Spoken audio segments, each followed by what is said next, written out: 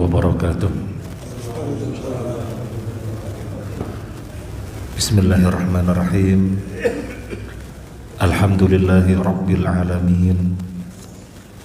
Wabihi nasta'inu ala umuri dunya waddin. Wassalatu wassalamu ala asyrafil anbiya'i wal mursalin wa ala alihi wa ashabihi ajma'in. Wala hawla wala quwwata illa billahil aliyyil azim. Amma ba'd.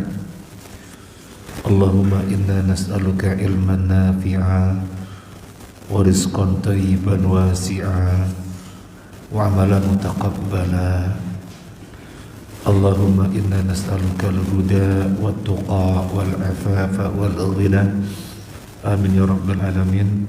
Para jamaah rahimani wa rahimakumullah, kita membahas tentang sakaratul maut dan perjalanan manusia menuju alam barzah. Para jamaah rahimani wa rahimakumullah, apa itu sakaratul maut? Sakaratul maut adalah suatu keadaan pada seseorang menjelang kematiannya. Ketika itu terjadi pergolakan yang luar biasa. Kenapa? Karena ruh akan dicabut. Ruh akan dicabut dari jasadnya. Secara fisik lemah dan secara batinnya juga lemah. Ketika itu setan melihatnya sebuah kesempatan untuk menjerumuskannya. Karena setan tidak pernah henti-hentinya mendatangi manusia untuk menjerumuskannya. Nah, dalam keadaan seperti itulah di mana fisik lemah, batin lemah, setan melihat manusia dalam kondisi ini sebagai sasaran empuk. Maka kita diajari oleh Nabi SAW agar berlindung kepada Allah dari serangan setan yang dahsyat di saat sakaratul maut ini. Mana doa yang kita baca? Allahumma inni a'udzubika min adzabi jahannama wa min adzabil qabri wa min fitnatil mahya wal mamat wa min syarri fitnatil masihid dajjal. Ya Allah, aku berlindung kepadamu dari adab jahannam, dari adab kubur, dari fitnah dunia. Apa fitnah dunia? Apa fitnah dunia? Syubhat dan syahwat. Wa min fitnatil mahya wal mamat, dan dari fitnah kematian. Apa fitnah kematian? Kita bisa jadi setiap hari membaca doa ini. Apa fitnah kematian? Fitnah kematian adalah fitnah di kondisi sakaratul maut. Itu fitnatul mamat. Fitnah di saat nyawa akan dicabut, di mana setan terus datang untuk menjerumuskannya. Maka kita memohon perlindungan kepada Allah agar terhindarkan dari fitnatul mamat yang akhirnya tidak lulus ujian. Kemudian wa min syarri fitnatil masihid dajjal. Nah, jadi itu yang dimaksud dengan fitnatul mamat yang sering kita baca. Suatu fitnah ketika roh kita akan dicabut. Tetapi bagi orang mukmin yang rohnya bagus, yang jiwanya bagus, insyaallah sakaratul mautnya aman. Kenapa sakaratul mautnya aman? Sebelum roh atau nyawanya dicabut, malaikat-malaikat turun terlebih dahulu menghibur, nenang-nenangin, ngadem-ngademin. Di dalam surat Fussilat ayat 30 Allah berfirman, A'udzu billahi minasyaitonir rajim. innal ladzina qalu rabbunallahu tsumma istaqamu tatanazzalu alaihimul malaikatu alla takhafu wa la tahzanu abshiru bil jannati allati kuntum tu'adun. Orang-orang yang mengatakan Tuhan kami adalah Allah, lalu mereka mengistiqomai. Tuhan kami adalah Allah, lalu mereka mengistiqomai apa yang merupakan konsekuensi dari ikrarnya itu. Maka konsekuensinya tidak lain adalah Tuhanku Allah, Allah telah memerintahkan apa aku kerjakan. Tuhanku Allah, Allah telah melarang aku apa aku tinggalkan. Tuhanku Allah telah menetapkan syariat-syariat mana saja aku perhatikan. Jadi mengistiqomai apa yang merupakan konsekuensi dari ikrarnya. Apa balasannya? Tatanazzalu alaihimul malaikatu. Para malaikat akan turun kepada dia. Kapan?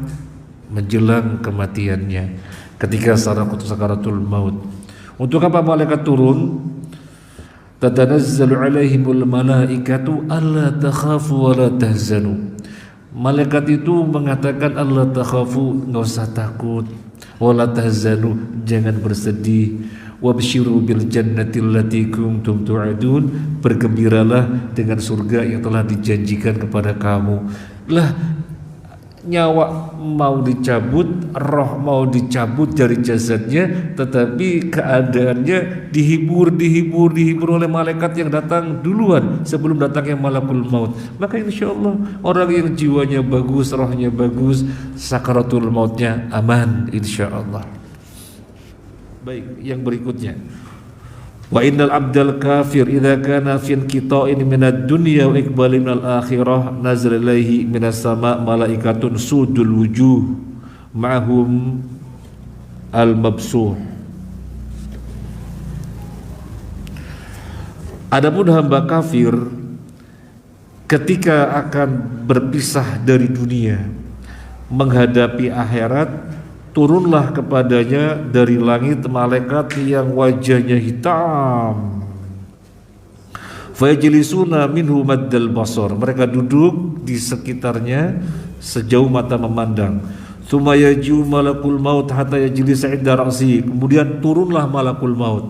Jadi malaikat yang lain telah turun terlebih dahulu, tetapi untuk orang kafir malaikat yang turun ini wajahnya wajah yang hitam. Kemudian duduk di sekitarnya, baru turun malakul maut. Kemudian malakul maut duduk di sisi kepalanya mengatakan, ayyatuhan nafsul khabithah, wahai nafsu, wahai jiwa yang buruk, ukhruji ila sakhatin minallahi wa ghadabin, keluarlah kamu menuju murka Allah dan amarah Allah. Jadi di dalam hadis ini perintah malaikat demikian, jiwa yang buruk, roh yang buruk, keluarlah menuju murka Allah, menujulah kepada adab Allah. Dalam Al-Quran disebutkan dipukul-pukul wajahnya, dipukul-pukul punggungnya, dipukul-pukul wajahnya, dipukul-pukul punggungnya, dengan dikatakan keluarlah menuju murka Allah. Di dalam tafsirnya bisa dilihat tafsir apa saja, nanti di sana dijumpai. Ketika roh akan keluar, gak jadi keluar karena ditakut-takuti. Keluarlah menuju murka Allah, keluarlah menuju adab Allah, ditakut-takuti, gak jadi keluar, masuk lagi, dipukul-pukul lagi, keluarlah. Begitu mau keluar ditakut-takuti, keluarlah menuju murka Allah, keluarlah menuju adab Allah, gak jadi masuk. Keluarlah, jadi keluar masuk lagi. Maka adabnya orang, maka sakaratul mautnya orang kafir itu berat sekali. Roh mau keluar ditakut-takutin, gak jadi keluar. Mau keluar ditakut-takutin, gak jadi keluar. Sehingga sakaratul mautnya orang kafir sangat berat sekali.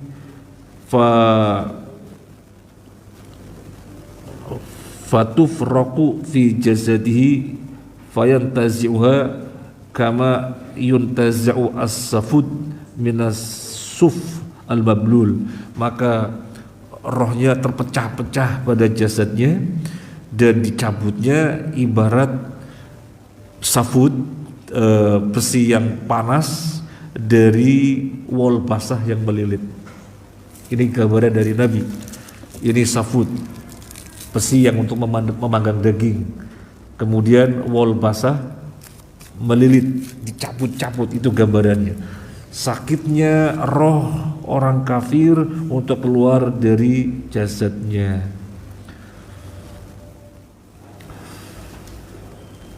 Faya'khuduha فإذا أخذها لم يدعوها في يده طرفة عين حتى يجعلوها في تلك المصوح.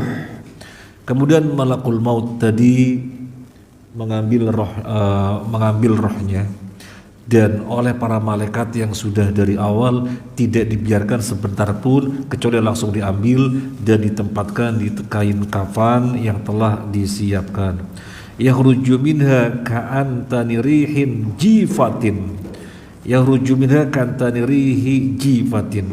Keluar darinya bau busuk dari bangkai yang paling busuk yang dijumpai di dunia. Bapak Ibu pernah menjumpai paling busuk apa? Yang dijumpai paling busuk yang ada di dunia, itulah yang keluar dari kain kafannya hamba yang kafir. Yakhruju minha ka'antani rihi jifatin wujidat ala dhuhril ardi. Keluar darinya bau paling busuk dari bangkai yang ada di muka bumi. Kalau bau tikus paling busuk apa enggak? Bangkai tikus? Enggak, masih bertahan. Masih bertahan. Ada bau busuk yang kita kayak mau pingsan, sehingga lari sekencang-kencangnya biar itu hilang bau. Bau busuk apa? Saya pernah menjumpainya, mau pingsan dan lari sekencang-kencangnya, tapi masih bau juga, mau pingsan. Bukan tikus, tikus masih bertahan. Ya. Yang saya pernah jumpai bau busuk itu ada mayat orang sudah tenggelam berapa hari di sungai, kemudian ketemu sudah ngambang, ketika diangkat baunya itu yang saya nggak kuat. Keluar muntah-muntah sampai sudah kadang dikeluarin, nggak karu-karuan. Itu paling busuk. Barangkali itu atau ada yang lebih. Intinya keluar dari kain kafan hamba kafir ini bau busuk yang paling busuk yang dijumpai di dunia. Fayasuduna biha fala yamuruna biha ala malakin minal malaika illa qalu ma hadzal ruh al khabith. Kemudian para malaikat tadi membawanya ke atas sampai di langit. Kemudian malaikat yang berjumpa bertanya, malaikat roh buruk siapa ini? Disebutnya roh, sudah keluar dari jasad. Roh buruk siapa ini? Maka fayaqulun, mereka menjawab, fulan bin fulan bi akbahi asma'ihi allati kana yusamma biha fid dunya. Disebutkan dengan seburuk-buruknya nama. Ini rohnya fulan bin fulan.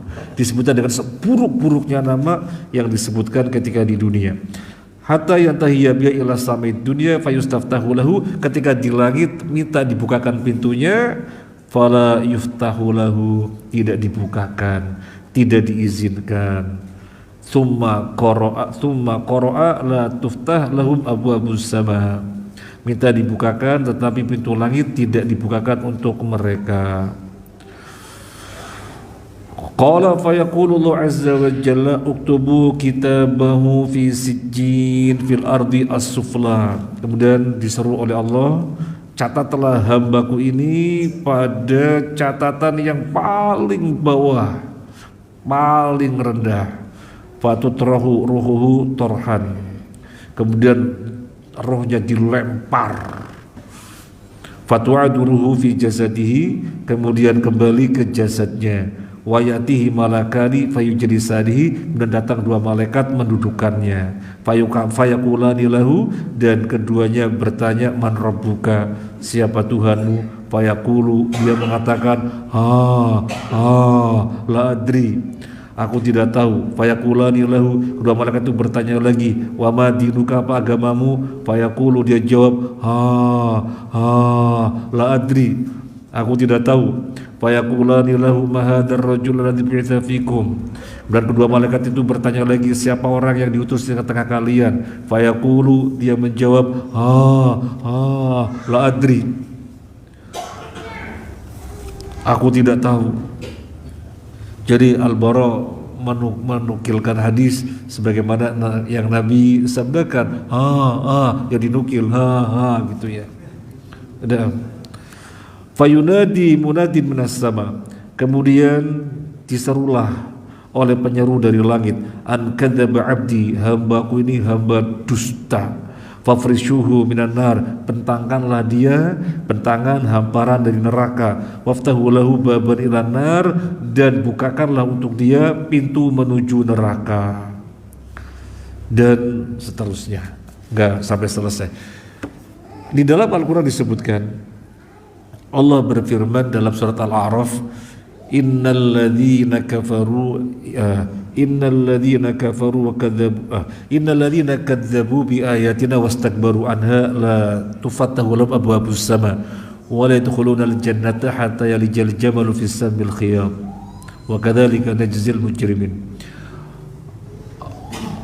Sesungguhnya orang-orang yang mendustakan ayat kami dan sombong terhadapnya, pintu-pintu langit tidak akan dibukakan untuk mereka. Ya, ini tafsirnya. Pintu-pintu langit tidak akan dibukakan untuk orang-orang kafir, tidak akan. Baru sampai langit pertama sudah langsung terusir. Tapi untuk orang mukmin dibuka bahkan sampai langit ketujuh sebagai bentuk pemuliaan.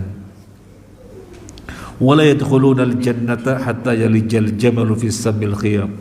Kelanjutan surat Al-A'raf tadi, orang kafir tidak akan masuk surga hingga ada onta masuk lubang jarum, yang menunjukkan mustahil ada orang kafir masuk surga. Artinya kalau ada onta masuk lubang jarum, ya silakan masuk surga, artinya mungkin. Tapi kan mana ada onta masuk lubang jarum. Jadi menunjukkan mustahil orang kafir masuk surga. Kemudian ada faedah yang bisa kita ambil, yang tadi atau kemarin saya tanyakan ke mahasiswa, bahwa Nabi bersabda, orang mukmin ketika mau berpisah dengan dunia, orang mukmin ketika mau meninggalkan dunia menuju akhirat. Akhirat yang dimaksud adalah kematian. Orang mukmin ketika mau meninggalkan dunia menuju akhirat, maka turunlah malaikat yang wajahnya putih seperti matahari. Yang dimaksud akhirat adalah kematian. Jadi orang mukmin kalau mau meninggalkan dunia menuju akhirat, maksudnya menuju kematian. Nah, oleh Nabi kematian disebutkan dengan akhirat. Oleh Nabi kematian disebut dengan akhirat. Maka Syekh Utsaimin menjelaskan, Syekh bin Baz juga menjelaskan, berarti hari Rabu kemarin ya, Syekh bin Baz juga menjelaskan, beriman kepada hari kiamat meliputi keimanan terhadap apa yang terjadi setelah kematian. Setelah kematian ada apa? Setelah kematian ada fitnatul kubur, ada nikmat kubur, ada adab kubur, wajib kita imani. Kalau ada orang ditanya, Anda beriman kepada hari kiamat? Beriman. Bagaimana Anda beriman kepada hari kiamat? Ya, adanya penimbangan, adanya sirat, adanya hisab, adanya jaza surga neraka. Itu saja? Iya, kurang. Berarti keimanan kepada hari kiamatnya belum benar. Karena selain tadi yang disebutkan, masuk ke dalam keimanan kepada hari kiamat adalah mengimani apa yang terjadi setelah kematian, berupa azab kubur, nikmat kubur, siksa kubur, pertanyaan kubur. Dalilnya mana? Dalil yang tadi kita bacakan. Nabi menyebut kematian dengan akhirat. Nabi menyebut kematian dengan akhirat. Innal abdal mu'min idza kana fi qita'in minad dunya wa iqbalin ilal akhirah wa iqbalin minal akhirah. Jadi kematian disebut dengan akhirat. Di situ ada faedah demikian. Maka orang yang tidak percaya kepada adab kubur, keimanan kepada hari kiamatnya belum benar. Padahal iman kepada hari kiamat termasuk salah satu dari rukun iman. Ini yang bisa kita bahas, Masyaallah rahimahullah. Kemudian tentang sakaratul maut yang tadi digambarkan oleh Nabi, untuk orang mukmin keluarnya gampang, rohnya keluarnya seperti air dari carek. Tapi meskipun begitu para jamaah tetap masih merasakan sakit, masih tetap dirasakan sakit. Nabi SAW bersabda dalam hadis Bukhari dari Aisyah, la ilaha illallah inna lil maut sakarat. La ilaha illallah, sesungguhnya pada kematian ada sakarat. Bentuknya jamak, plural, artinya kepedihan-kepedihan. Pada kematian ada kepedihan-kepedihan. Kenapa Nabi menyebutnya jamak, kepedihan-kepedihan? Karena ada rasa sakit dari satu orang ke orang yang lainnya berbeda-beda. Maka Nabi menyebutnya dengan jamak, innalil maut sakarat. Nabi tidak menyebutkan dengan tunggal, innalil maut sakaroton, innalil maut sakarotan. Nabi tidak menyebutnya tunggal, Nabi menyebutnya jamak. Karena ada kepedihan-kepedihan, ada rasa sakit yang satu orang dari orang yang lain merasakannya berbeda-beda. Dan ada hadis Aisyah radhiyallahu anha menuturkan, ma ahbitu ahadan bihawni mautin ba'da alladhi ra'aitu min syiddati mauti Rasulullah sallallahu alaihi wasallam, rawahu Tirmidzi. Kata Aisyah radhiyallahu anha, aku tidak ngiri terhadap seseorang yang katanya, atau terhadap seseorang yang meninggalnya, matinya mudah. Aku gak ngiri setelah aku melihat sendiri bagaimana wafatnya Nabi. Nabi masih merasakan sakit. Maka ketika diberitakan si fulan sakaratul mautnya mudah, alhamdulillah. Tapi sesungguhnya masih dirasakan sakit. Karena Aisyah mengatakan, aku tidak ngiri, artinya aku tidak kagum. Kalau si fulan mudah-mudahan aku gak kagum. Oh, Nabi sendiri masih merasakan sakit. Aku tidak ngiri, Nabi sendiri masih merasakan sakit. Artinya sakaratul maut masih dirasakan sakit. Tetapi bisa jadi ini pemahaman saya, jangan diambil. Cuma saya menyimpulkan setelah membaca-baca yang lainnya. Kenapa masih dirasakan sakit? Biar sempurna dosanya semakin digugurkan. Biar sempurna dosanya semakin digugurkan. Ini pemahaman saya, tapi saya belum menjumpai penjelasan ulama yang demikian. Tetapi yang saya jumpai adalah sabda Nabi bahwasanya orang mukmin meninggal dengan keringat di pelipisnya. Al-mu'minu yamutu bi araqil jabin. Orang mukmin meninggal dunia dengan keringat pada pelipisnya. Para ulama mencoba menyikap maksud hadis ini. Kenapa orang mukmin meninggal dengan pelipis berkeringat? Ada dua kemungkinan. Yang pertama, dia sadar nyawanya akan dicabut, tapi masih punya dosa. Saking takutnya karena masih punya dosa, maka berkeringat. Jadi berkeringat ini karena merasa sakit, masih punya dosa. Dengan itu dosanya dihapus. Satu lagi, kenapa berkeringat? Dia malu.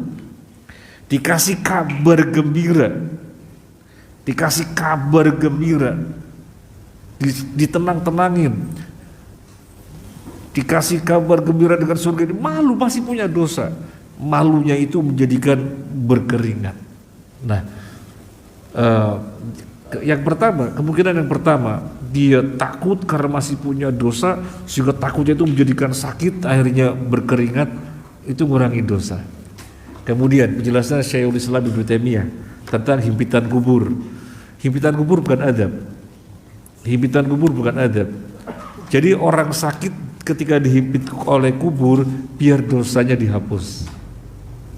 Biar dosanya dihapus, kata Syekhul Islam Ibnu Taimiyah. Makanya dari situ saya mencoba memahami, bisa jadi kenapa sakaratul mautnya orang mukmin masih dirasakan sakit, biar semakin sempurna dosanya digugurkan. Allahu a'lam. Tapi yang jelas Nabi tidak punya dosa, juga masih merasakan sakit. Ini semoga bermanfaat. Terima kasih atas kebersamaannya. Mohon maaf atas hal-hal yang kurang.